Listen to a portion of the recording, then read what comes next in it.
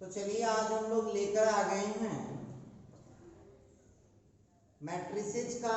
आज है lecture number 29। देखिए आज हम लेकर आ गए हैं, तो आज हम लोगों का जो टॉपिक है वो स्टार्ट हो रहा है the relation between minors and cofactor. Minor और कोफैक्टर के बीच में रिलेशन क्या होता है, आज हम लोग उसी पर बात करने वाले हैं। द रिलेशन बिटवीन, रिलेशन मतलब संबंध, relation between minors and cofactor. Minor और कोफैक्टर में क्या रिलेशन होता है उस पर आज हम लोग बात करने वाले हैं। तो जरा ध्यान दीजिएगा। तो हम लोग सबसे पहले तो मान लेंगे let A is equal to A I J n cross n is a square matrix. हमने मान लिया कि यह एक स्क्वायर मैट्रिक्स है। चलिए इसके देयरफॉर आप क्या जानते हैं, एम आई जे जो होता एम आई जे जो होगा वो क्या होगा, तो ये होगा minor of entry A I जे। इसके बाद कैपिटल ए आई जे क्या हो जाएगा, तो कैपिटल ए आई जे हो जाएगा कोफैक्टर ऑफ इंट्री ए आई। अब याद रखिएगा, कल यदि आप रहे होइएगा, कल वाला वीडियो यदि आप 28 वाला वीडियो लेक्चर नंबर 28 आप देखे होइएगा, तो लेक्चर नंबर 28 में हम बताए थे कि माइनर और कोफैक्टर में फर्क क्या होता है। माइनर में हम एक्स्ट्रा चिन्ह नहीं लगाते हैं, माइनर में हम एक्स्ट्रा चिन्ह नहीं लगाते हैं, लेकिन कोफैक्टर में आपको एक्स्ट्रा चिन्ह लगाना पड़ता है। और याद होगा कल हम बात किए थे कोफैक्टर में एक्स्ट्रा चिन्ह साइन कैसे लगाते हैं। यदि आपको बोले थे कि सफिक्स को जोड़ते हैं, इवेन आता है तो प्लस लगाते हैं और ओड आता है तो माइनस लगाते हैं। देखिए इतनी बातचीत हो गई थी, अब हो जाएगा नाउ।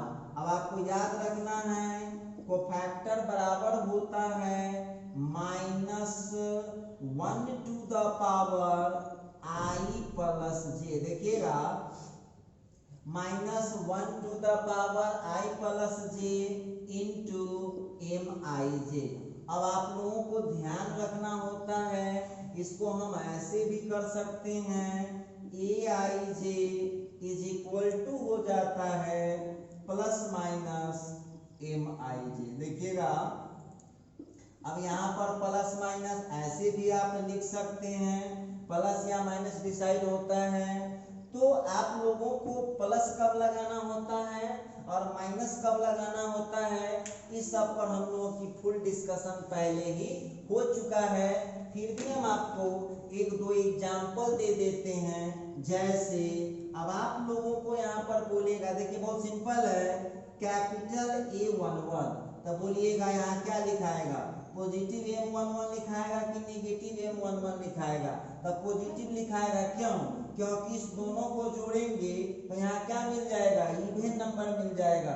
तो अच्छा उसी तरह से आपको लिखना पड़ेगा यदि A12, तब देखिएगा A12 कहता है, तो जरा ध्यान देने वाली बात होगी, यहाँ पर लिखाएगा -M12। अच्छा एक बात और ध्यान दीजिएगा, A13 कहता है लिखने के लिए, तो फिर लिखाएगा प्लस M13। अच्छा उसी तरह से A21 कहेगा लिखने के लिए तो हो जाएगा -M21, इसी तरह से सर। अच्छा एक बात समझ में आ रहा होगा आप लोगों को, यहाँ पर Q प्लस हुआ है क्योंकि सफिक्स को जोड़ने से 2 आ रहा है जो इवेन नंबर है। यहाँ Q माइनस हुआ है क्योंकि सफिक्स को जोड़ने से ओड आ रहा है तो माइनस। ये सब हम आपको समझा दिए थे। तो ये बता रहा था मैं रिलेशन बिटवीन, और आपको इसको समझना कैसे है कि माइनर में जब प्लस या माइनस का साइन अटैच कर देंगे तो वो क्या हो जाएगा, कोफैक्टर हो जाता है। प्लस कब लगाते हैं, तो जब सफिक्स को जोड़ने से इवन नंबर आता है तो प्लस लगाते हैं, और जब सफिक्स को जोड़ने से ओड नंबर आता है तो वहां पर माइनस लगाते हैं। तो ये तमाम बातें आप लोगों से हमने कर लिया था। चलिए अब इस टॉपिक को हम लोग, इसका जो एक मेन टॉपिक है उस मेन टॉपिक पर आज हम लोग बात करने वाले हैं। मेन टॉपिक क्या है, तो यहाँ है adjoint of the matrix. Adjoint of the matrix, matrix का एडजॉइंट हम कैसे निकालते हैं। और ये जो मैट्रिक्स होता है ना, ये सब मैट्रिक्स के लिए नहीं निकलता है, ये केवल स्क्वायर मैट्रिक्स के लिए निकलता है। ये जो मैट्रिक्स आप देख रहे हैं ना, ये जो मैट्रिक्स होगा वो हमेशा स्क्वायर मैट्रिक्स होगा, तभी आप उसका निकाल पाएंगे। तो हम लोगों को यहाँ पर पूछ रहा है कि एडजॉइंट क्या है, तो समझ लीजिए। आप लोगों को हम पहले ही बोले थे कि जिस स्टूडेंट का, मेरी बात को ध्यान से सुनिएगा, जिस स्टूडेंट का माइनर और कोफैक्टर गलत हो जाएगा उसका एडजॉइंट कभी सही नहीं होता है। पहले एडजॉइंट के बारे में समझ लीजिए। तो देखिए, जो स्क्वायर, मैं जो बोल रहा हूं उस पर ध्यान दीजिएगा, जो स्क्वायर मैट्रिक्स देगा उसके प्रत्येक एलिमेंट का पहले कोफैक्टर निकाल लेना है। गौर कीजिएगा, स्क्वायर मैट्रिक्स जो देगा उसके प्रत्येक एलिमेंट का कोफैक्टर आपको निकाल लेना है। कोफैक्टर निकालने के बाद जो कोफैक्टर वाला मैट्रिक्स मिलेगा उसको ट्रांसपोज कर देंगे, तो उस मैट्रिक्स का नाम होता है एडजॉइंट ऑफ द मैट्रिक्स। बहुत स्टूडेंट को दिया कि सर इसमें तो बहुत कंफ्यूजन है, तो इसको सिंपल लैंग्वेज में समझिए।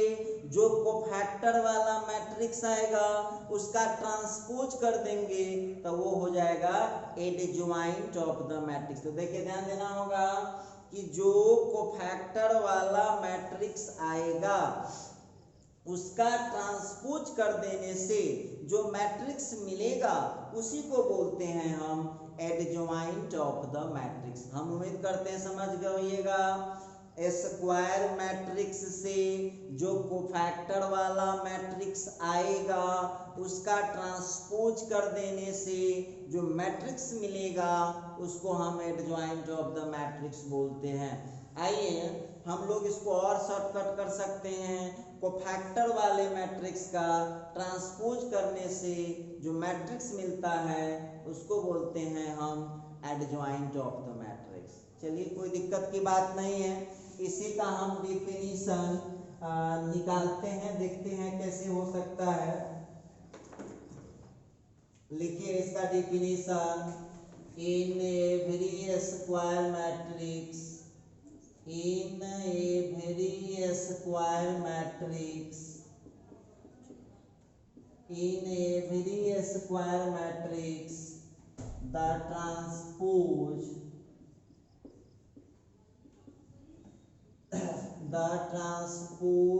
of the matrix, the transpose of the matrix made by the cofactor is called, made by the cofactor in every square matrix, the transpose of the matrix made by the cofactor, made by the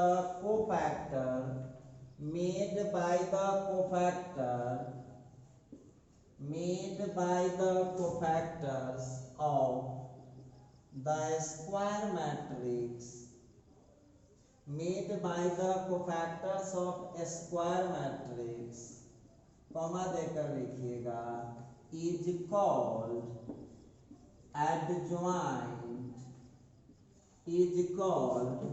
adjoint, of the matrix, adjoint of the matrix.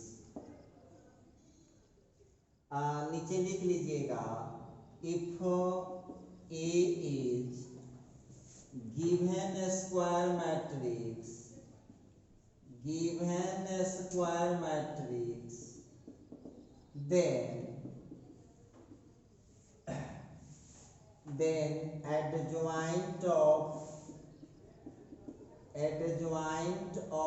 A is equal to हो जाएगा। देखिए इसको लिखने का तरीका ये होगा।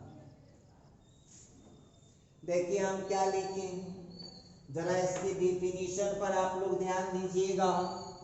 In every square matrix, प्रत्येक स्क्वायर मैट्रिक्स में the transpose of the matrix, उस मैट्रिक्स का transpose made by the cofactor of square matrix. क्या लिखता है, स्क्वायर मैट्रिक्स के कोफैक्टर से जो मैट्रिक्स बना हुआ है उसके ट्रांसपोज को इज कॉल्ड कहा जाता है एडजॉइंट ऑफ द मैट्रिक्स। ध्यान दीजिएगा, in every square matrix, every मतलब प्रत्येक स्क्वायर मैट्रिक्स में the transpose of the matrix, उस मैट्रिक्स का transpose made by the cofactor, जो कोफैक्टर से बना हुआ है ऑफ द स्क्वायर मैट्रिक्स। मतलब क्लियर है, स्क्वायर मैट्रिक्स के कोफैक्टर से जो मैट्रिक्स बना है उसके ट्रांसपोज को हम क्या बोलते हैं, हो जाएगा एडजॉइंट ऑफ द मैट्रिक्स। ठीक है, अब यहाँ पर जरा ध्यान देने वाली बात होगी, गौर कीजिएगा। ए गिवन स्क्वायर मैट्रिक्स है तो adjoint of A is equal to, आप एडजॉइंट को शॉर्टकट में कैसे लिखेंगे हम लोग, ए डी जे। याद रखिएगा, आज के बाद जब मैट्रिक्स की दुनिया में कभी भी ए डी जे ए मिल जाए या ए डी जे बी मिल जाए, ए डी जे ए होगा तो पढ़ेंगे एडजॉइंट ऑफ ए, और जब ए डी जे बी हो जाएगा तो एडजॉइंट ऑफ बी, जब ए डी जे सी हो जाए तो एडजॉइंट ऑफ सी। तो आप लोगों को ध्यान देना होगा कि कोई भी, अब देखिए हम नहीं बोलेंगे कभी सिर्फ डिफिनीशन को रटने के लिए, क्या लिखा, किसी भी every square matrix, in every square matrix, प्रत्येक स्क्वायर मैट्रिक्स में the transpose of the matrix, उस मैट्रिक्स का transpose made by the cofactor, जो कोफैक्टर से बनता है of the square matrix. Clear लिख रहा है कि स्क्वायर मैट्रिक्स के कोफैक्टर से जो मैट्रिक्स बनता है उसके ट्रांसपोज को हम कहते हैं एडजॉइंट। चलिए थोड़ा सा इसको और एक्सप्लेन करते हैं। मान लिया जाए let C is equal to, आप ध्यान दीजिएगा, C कोई मैट्रिक्स है, मान लिया C is equal to the matrix made by the matrix made by the cofactor of, made by the cofactor of A. ठीक है, made by the cofactor of A, तो यहां से हो जाएगा adjoint of A is equal to C का transpose. इसको हम ऐसे, दोनों एक ही बात होता है, दोनों आप इसको ऐसे लिख लीजिए या ऐसे लिख लीजिए। तो आप लोगों को एडजॉइंट रटने के लिए न बोले हैं, अब इसको हम पहले भी समझाए थे, फिर से एक बार समझा देते हैं। जो स्क्वायर मैट्रिक्स, फिर समझिए हमारी बात को, स्क्वायर मैट्रिक्स हमको क्वेश्चन में देगा, हमको बोलेगा एडजॉइंट बताइए, तो हम करेंगे क्या, स्क्वायर मैट्रिक्स से सभी एलिमेंट का कोफैक्टर निकाल लेंगे। ध्यान दीजिएगा, सभी एलिमेंट का कोफैक्टर निकाल लेंगे, और जो कोफैक्टर वाला मैट्रिक्स होगा उसका ट्रांसपोज कर देंगे, वही हमारा हो जाएगा एडजॉइंट। तो सिस्टम क्या बना, अब देखिए कैसे एडजॉइंट निकलता है। देखिए बहुत छोटा सा चरण, इसमें ध्यान देने वाली बात होगी। मैट्रिक्स जो स्क्वायर मैट्रिक्स होगा वो तो मेरा क्वेश्चन ही होगा। प्रत्येक एलिमेंट का कोफैक्टर निकाल लेंगे। कोफैक्टर आपको ऑलरेडी निकालने आता है, तो जो कोफैक्टर आपको निकला उसका अब हम एक ट्रांसपोज करेंगे, वही हमारा हो जाएगा एडजॉइंट ऑफ द मैट्रिक्स। चलिए तो देखते हैं कैसा होता है क्वेश्चन, हम लोग कैसे सॉल्व कर पाते हैं, इस पर आज हम लोग चर्चा करेंगे। तो आप लोगों को कैसे आपको निकालना होता है, कैसा क्वेश्चन होता है, इस पर आज हम चर्चा करेंगे। अब जितने भी स्टूडेंट इस वीडियो को देख रहे हैं, सभी स्टूडेंट 2-4 मिनट के लिए रुक जाइए, बस अब पूरा कंसंट्रेट होइएगा यहाँ पर कि कैसे निकल रहा है, इस पर जरा ध्यान दीजिएगा। तो देखते हैं कैसे कहानी बढ़ता है। एक एग्जाम्पल उठाते हैं और देखो, सबसे खास बात ये है कि आपको दुइये को प्रैक्टिस करना है, तीसरा प्रैक्टिस भी नहीं करना है। 2 प्रैक्टिस करना है और तीसरा प्रैक्टिस करना भी नहीं है। तो आइए देखते हैं एग्जाम्पल में, एग्जाम्पल की बात कर रहा हूँ। एग्जाम्पल लिखा when a is equal to, एक क्वेश्चन ले रहा हूं मैं, एक क्वेश्चन लिया cos theta minus sine theta sine theta cos theta. चलिए क्वेश्चन कोई होगा उससे क्यों डरते हैं आप। लिखता है when a is equal to इतना देन फाइंड। देखिए वो बोलबे नहीं करेगा एडजॉइंट, वो इशारा कर देगा, इशारा कर देगा। अब देखिए जरा क्वेश्चन को देखिएगा, लास्ट में क्या लगाया, वो लास्ट में लगाया ADJA। क्वेश्चन लिख लिए। अब जितने भी लोग वीडियो देख रहे हैं, कोई सवाल को ना लिखिए मेरे साथ, अब केवल कंसिस्टेंट होकर के सुने कैसे क्या कथा हो रहा है। तो चलो सबसे पहले आप लोगों को सबसे पहले यहाँ लिखना पड़ेगा कॉरेस्पॉन्डिंग डिटर्मिनेंट। ध्यान दीजिएगा, द कॉरेस्पॉन्डिंग डिटर्मिनेंट आप लिख दीजिए। कॉरेस्पॉन्डिंग डिटर्मिनेंट आपको लिखना पड़ेगा, ये लीजिए कॉरेस्पॉन्डिंग डिटर्मिनेंट लिख दिए आप लोग। अब यहाँ पर आपको मानना पड़ेगा C बराबर, देख लो यही मेन बात है इसका। C कौन होगा, यहाँ लिखा हुआ जरा डिफिनेशन में देखिएगा। C कौन होगा, matrix made by the cofactor. तो लिखने का कोई जरूरत नहीं है, कहेगा सर तक क्या ना समझेंगे, तो समझ जाएगा ना, इसमें कोफैक्टर लिख देंगे तो सब लोग समझ जाएगा ये क्या है, उस सब लोगों को समझ में आ रहा है। आप लोगों को हम पढ़ा करके लाए, देखिए आप लोगों को हम पढ़ा करके लाए हैं कि कैपिटल ए से क्या होता है, कोफैक्टर होता है, स्मॉल ए से क्या होता है, एंट्री होता है, और कैपिटल एम से क्या होता है, माइनर होता है। तो कोई आपकी बात क्यों समझेगा भाई, बिल्कुल नहीं समझेगा। अब यहाँ पर निकालो ना, बारी बारी से सबका वैल्यू निकाल लीजिए आप। तो यहाँ पर A11, तो A11 हो गया कोफैक्टर ऑफ, ये फर्स्ट इंट्री है cos थीटा। तो cos थीटा का क्या बोले थे, रो छोड़ दीजिए, कॉलिंग छोड़ दीजिए, cos थीटा हो जाएगा, साइन यहाँ पॉजिटिव लगेगा। तो आंसर कितना हो चुका है, cos थीटा हो चुका है।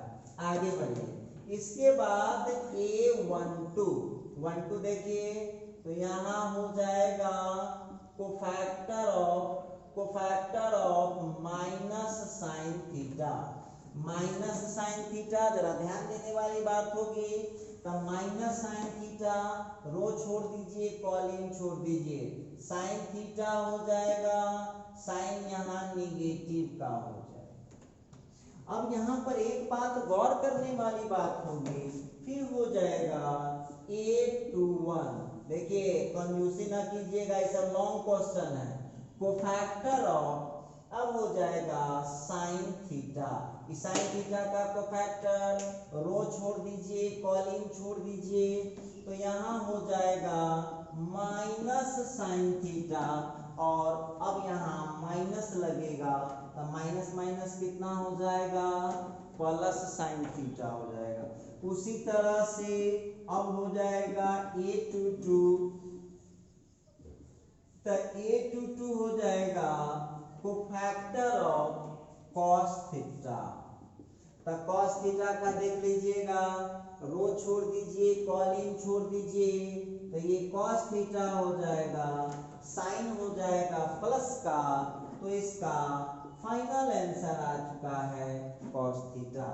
अब देखिए एक बात बताइए, इसमें कोई स्टूडेंट ऐसे तो नहीं है कि जिसको प्लस माइनस नहीं समझ में आ रहा है। जरा ध्यान दीजिएगा, ये 1 1 को जोड़ेंगे तो 2 आएगा, इवन नंबर है तो प्लस लगाए हैं, ये 1 2 को जोड़े हैं तो 3 आया, ओड नंबर है तो माइनस लगा, बताए थे ना आपको माइनर को फैक्टर में, बस यही तो अंतर होता है। अब देखिए जिसका जिसका जो वैल्यू निकाल के आप लाए हैं, जिसका जिसका जो वैल्यू निकाल करके लाए हैं, सबको उसके जगह पर फिट कर दीजिए। देखिए ध्यान दीजिएगा, a11 कितना लाए हैं आप, cos थीटा लाए हैं, a12 कितना लाए हैं, तो a12 लाए हैं माइनस साइन थीटा, a21 कितना लाए हुए हैं, तो ये साइन थीटा लाए हुए हैं, और a22 कितना लाए हुए हैं, तो cos थीटा लाए हुए, तो c निकाले आप।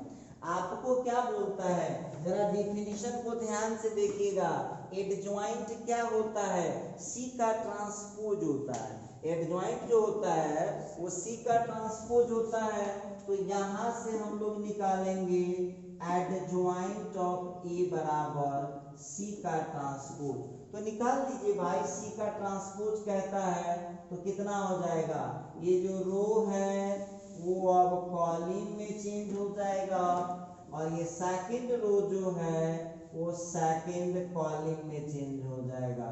इस तरह से देखिए कितना आसान है, समझ लीजिए आप।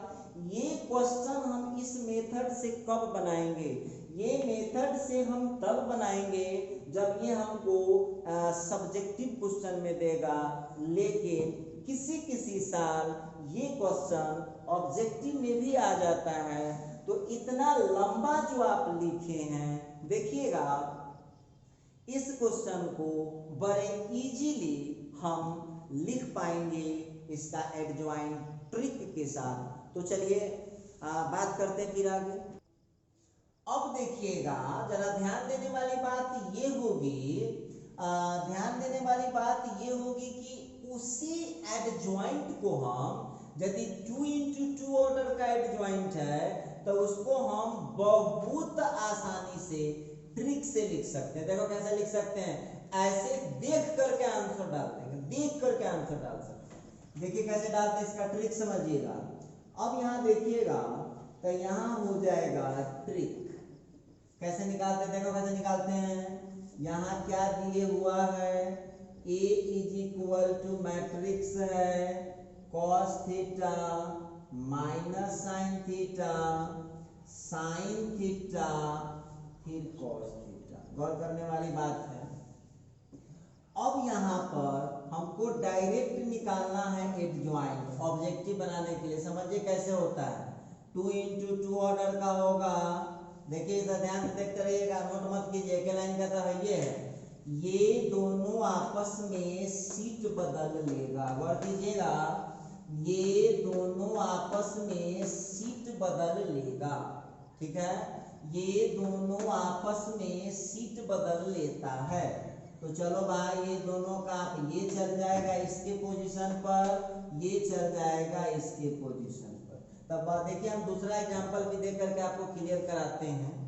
अब देखिएगा तो कैसे आप निकाल पाएंगे। और बच गया ये दोनों, तो इस दोनों का क्या होगा, इस दोनों का केवल साइन चेंज हो जाएगा, साइन चेंज हो जाएगा। बोलिए यहाँ क्या है, निगेटिव है, तो निगेटिव है तो पॉजिटिव हो जाएगा, और यहाँ क्या है, पॉजिटिव है तो निगेटिव हो जाएगा। अब आप लोग जो एडजॉइंट का आंसर निकाले उसमें मिला लीजिए। देखिए तो हम कोई कैलकुलेशनों किए हैं, देखिए इसका आंसर मिला लीजिए, जो एडजॉइंट का आंसर हम लिखे हुए हैं सब लोग जरा मिला लीजिएगा, आंसर आपका मैच किया या नहीं मैच किया। तो देखिए इसका ट्रिक क्या है, ये दोनों, ये जो डायगोनल एलिमेंट होता है, ये जो डायगोनल एलिमेंट होगा वो आपस में सीट बदल लेता है। इसका ट्रिक समझिए, ये डायगोनल एलिमेंट आपस में सीट बदल लेता है और ये जो नॉन डायगोनल एलिमेंट होता है, ये 2 into 2 की बात बता रहे हैं,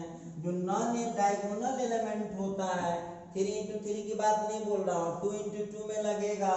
प्रिंसिपल डायगोनल वाला एलिमेंट आपस में सीट चेंज कर लेता है और जो नॉन डायगोनल का एंट्री होगा उसका साइन बदल जाता है। आइए अब देखो, बहुत स्टूडेंट जो है ना, बहुत स्टूडेंट जो है वो कलाकार स्टूडेंट है। कथी कहेगा कि सर इसमें कॉस थीटा था, साइन थीटा था, तब पते नहीं चला कैसे क्या हो गया। कोई बात नहीं है, तो हमारे ना आप जैसे कलाकार स्टूडेंट के लिए ही जो कानूनी स्टूडेंट होते हैं उसी के लिए आज लेके आ रहा हूँ एग्जाम्पल नंबर 2। अब देखिए, इसमें आप लोगों को हम बताते हैं, क्वेश्चन पूछा find the adjoint of matrix। एक क्वेश्चन हम लोगों को लिख दिया कि मैट्रिक्स -1 -2 3 4। ये देखिए क्वेश्चन है -1 -2 3 4 का एडजॉइंट आपको बताना। तो हम सबसे पहले इस क्वेश्चन का आंसर ट्रिक लगा करके ही बता रहे हैं आपको। तो चलिए इस क्वेश्चन का यहाँ पर जो हम लोग देख रहे हैं a इज इक्वल टू कितना है, तो a इज इक्वल टू, पहले ट्रिक लगा हुआ है, ट्रिक लिख लीजिए। ये ट्रिक पर हम पहले बना देते हैं, ध्यान दीजिएगा कैसे बना सकते हैं। यहाँ जो आप लोग देख रहे हो a का जो वैल्यू है वो -1 है, -2 है, 3 4 है। क्लियर है। अब आइए यहाँ पर हमको लिखना है एडजॉइंट ऑफ ए का आंसर बिना कोई कैलकुलेशन किए हुए। सब लोग अब 1 मिनट के लिए रुक जाइए, जरा ध्यान दीजिएगा इस वीडियो को, जो बच्चे देख रहे हैं जरा ध्यान दीजिएगा। हम क्या बोले हैं ट्रिक इसका, प्रिंसिपल डायगोनल वाला आपस में सीट बदल लेता है। जरा गौर कीजिएगा, प्रिंसिपल डायगोनल वाला आपस में सीट बदल लेता है, मतलब क्या, वो उसके पोजीशन पर चला जाता है और ये उसके पोजीशन पर, एक दूसरे से सीट चेंज करता है। और जो नॉन डायगोनल का एलिमेंट होता है उसका केवल साइन चेंज हो जाता है। आप ट्रिक समझ लीजिए, सभी पर लगेगा। 2 into 2 का जितना भी स्क्वायर मैट्रिक्स होगा उस सभी के एडजॉइंट निकालने के लिए ट्रिक लगा सकते हैं। प्रिंसिपल डायगोनल का एलिमेंट आपस में सीट बदल लेगा, ये उसके जगह पर, ये उसके जगह पर, और जो नॉन डायगोनल वाला होगा उसका क्या हो जाएगा, साइन बदल जाता है। तो चलो ये मैं बात कर रहा था आपसे एडजॉइंट। अब कोई बच्चा कहेगा कि सर हम कैसे माने कि सही है, मत मानिए। चलिए अब इसका हम सेकंड मेथड लगाते हैं। कैसे लगा सकते हैं जरा गौर कीजिएगा।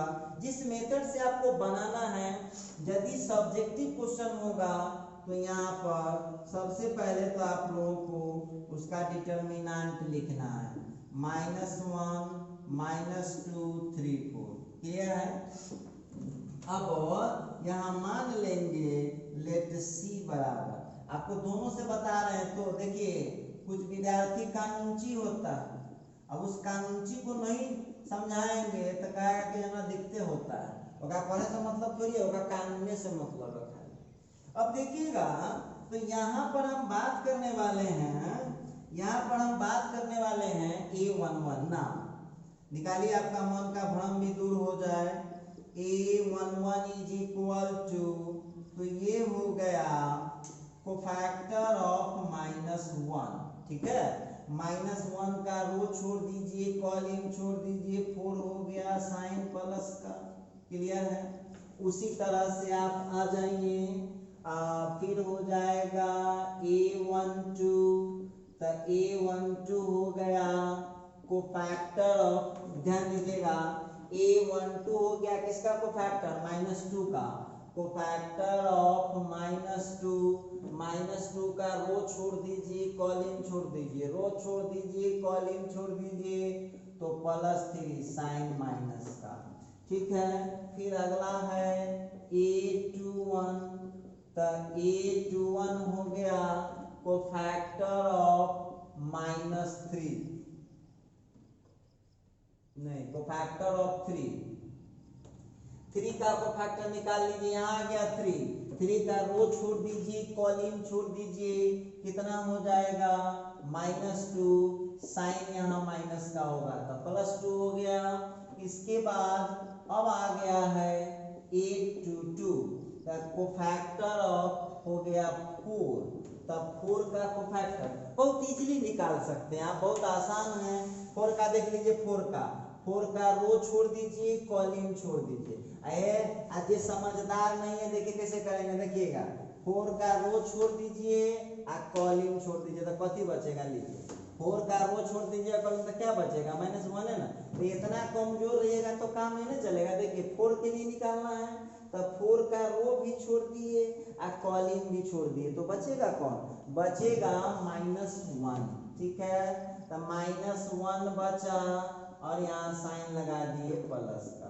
प्लस माइनस कैसे लगता है, बात तो सब आदमी को पता है। जब सफिक्स को जोड़ देंगे इवेन आ जाएगा तो लगता है प्लस का, और ओड आ जाएगा तो माइनस का। आइए अब आप लोग क्या कीजिएगा, इसमें सी का जो वैल्यू आप लोगों के पास है उसमें A11 सबका वैल्यू डाल दीजिए। तो A11 का वैल्यू आपके पास 4 है, A12 का वैल्यू -3 है, A21 का वैल्यू 2 है और A22 का वैल्यू -1 है।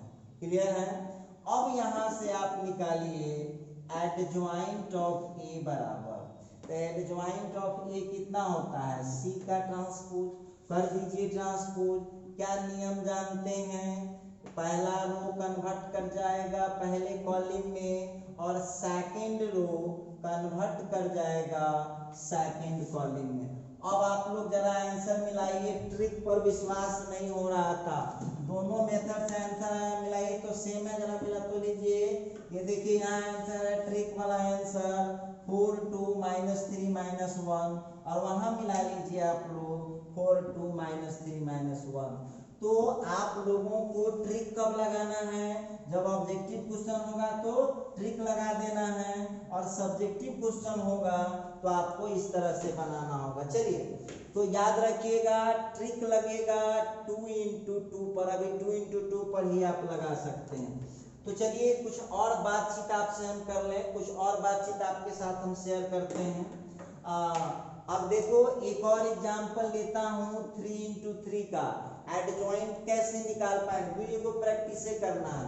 क्वेश्चन पूछता है if A is equal to, matrix हो गया 1 -2 3 4 -1 0, फिर दे दिया -3 -5 6, लिखा A इज इक्वल टू इतना है, तो पूछ रहा है then find adjoint of A।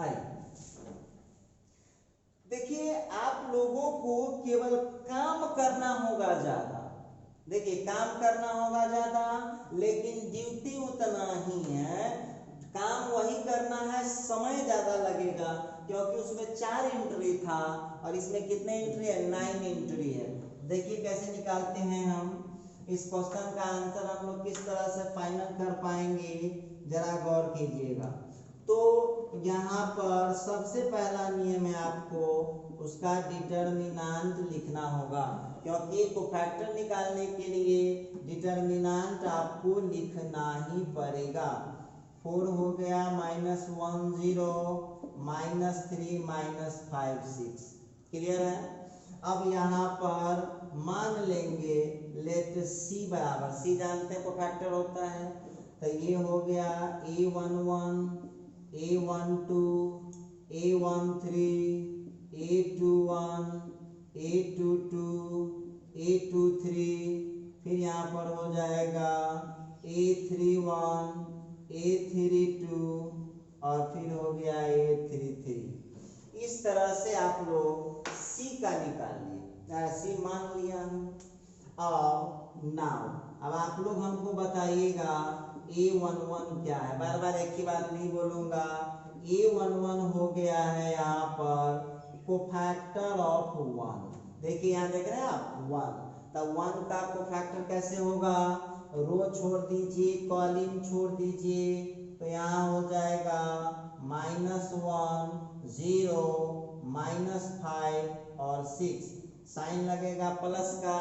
जितना फास्ट दिमाग भगवान दिए हैं उतना जल्दी तोड़ दीजिए, तो इसका आंसर हो जाएगा आप लोगों के पास -6।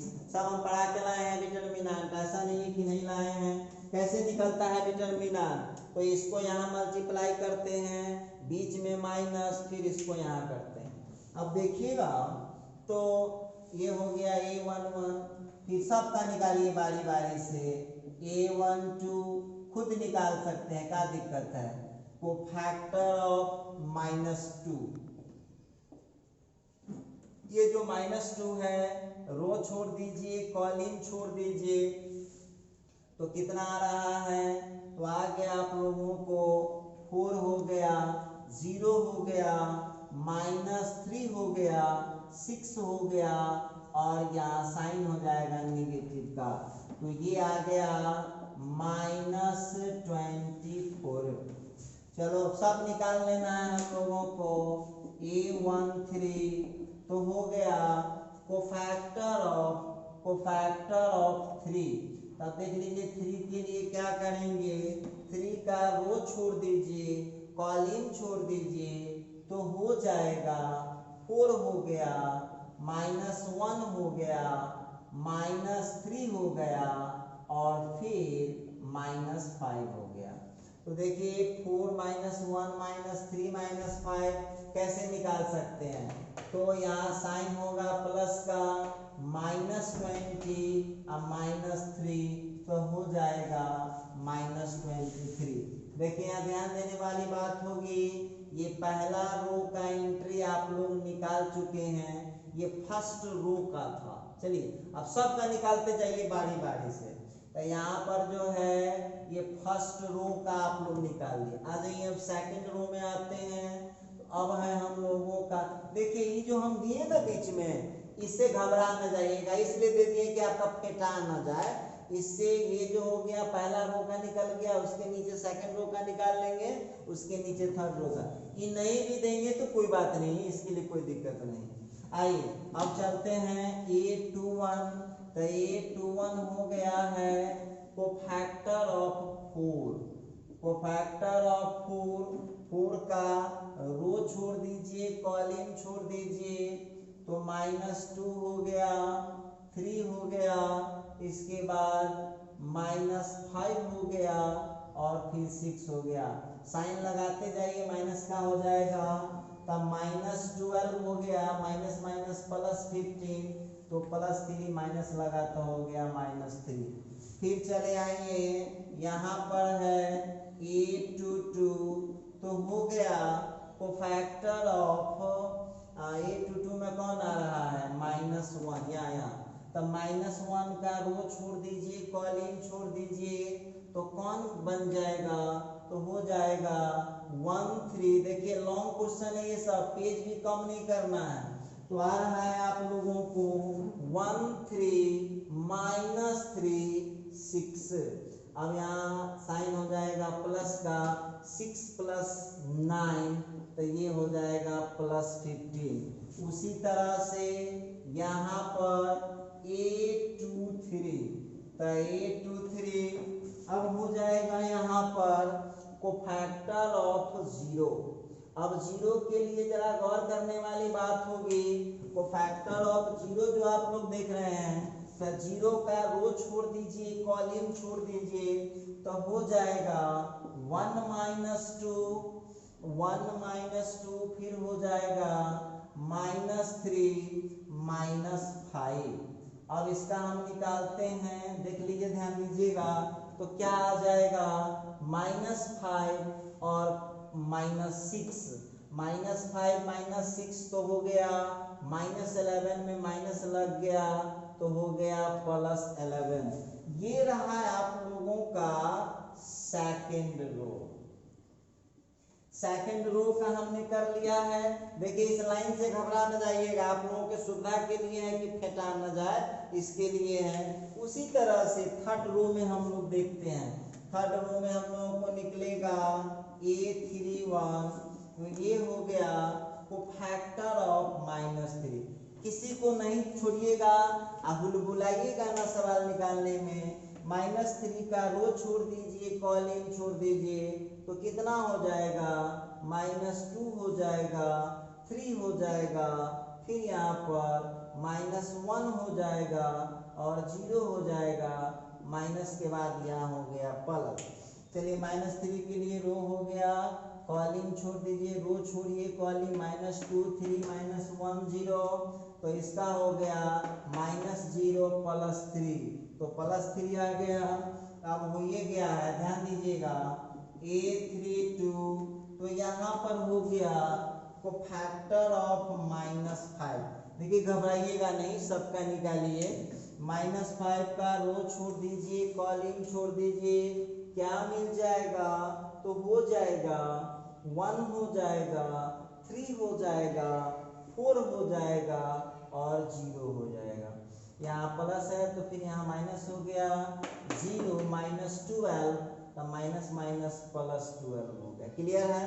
अब यहाँ पर हम फिर से बात करेंगे A33, तो ये हो गया कोफैक्टर ऑफ 6।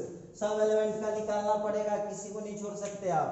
6 का निकालना है, रो छोड़ दिए, कॉलम छोड़ दिए, तो हो गया 1 -2, फिर हो गया 4, फिर हो गया -1। यहाँ साइन हो गया पॉजिटिव। अब यहाँ पर ध्यान दीजिएगा आंसर कितना होने वाला है, तो ये हो गया आपका -1 और माइनस +8, तो -1 और +8, तो यहाँ का 7 हो गया।